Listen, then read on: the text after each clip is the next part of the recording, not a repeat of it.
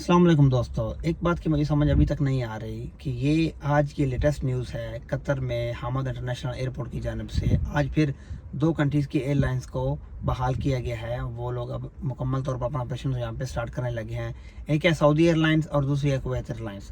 अभी तक 4 अप्रैल से लेके अभी तक जितनी भी कंट्रीज़ की फ़्लाइट्स जो हैं वो अपडेट की गई हैं कतर में, उनका ऑपरेशन स्टार्ट किया गया, उसकी लिस्ट आपके सामने आ रही है। आप उसमें से देख के बताइए कि क्या उनके अंदर PIA है, पाकिस्तान इंटरनेशनल एयरलाइन उसके अंदर है कि नहीं है। उसके बावजूद कतर के अंदर कुछ लोग ऐसे हैं जो कि बता रहे हैं कि पाकिस्तान इंटरनेशनल एयरलाइन जो है वो 14-15 को उनकी फ़्लाइट है जो कि कतर में आ रही है। लेकिन ऑफिशियली अभी देख लीजिए, हामद इंटरनेशनल एयरपोर्ट की जानिब से सिर्फ जो कंट्रीज़ को बोला गया है कि आपका ऑपरेशन स्टार्ट हो चुका है, इस तारीख से वही आ सकते हैं, वो फ़ोटो आपके साथ मैं शेयर कर रहा हूँ। इवन कल मैं ख़ुद भी गया था PIA का जो ऑफिस है दोहा में, मैं वहाँ पे गया था, उनसे मैंने बात की थी कि PIA की फ़्लाइट्स वो कब स्टार्ट हो रही हैं। उन्होंने भी सेम वर्डिंग बोली है कि 14 तारीख को हमारी फ़्लाइट है।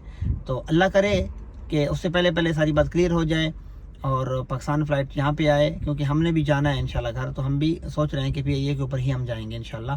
तो अभी तक जो है कतर की तरफ से कोई कन्फर्मेशन नहीं दी गई, इस वजह से प्रॉब्लम हो रहा है, मिसकम्युनिकेशन हो रही है कि वो लोग बोल रहे हैं कि हमारी फ़्लाइट है, लेकिन इनकी जानिब से जिस कंट्री की भी फ़्लाइट्स ओपन होती हैं, ये लोग एक ट्वीट करके या मैसेज करके या पोस्ट लगा के बता देते हैं कि इस कंट्री को भी अलाउ कर दिया गया। उसमें अभी तक पाकिस्तान की एयरलाइन शामिल नहीं है, इस वजह से डाउट है।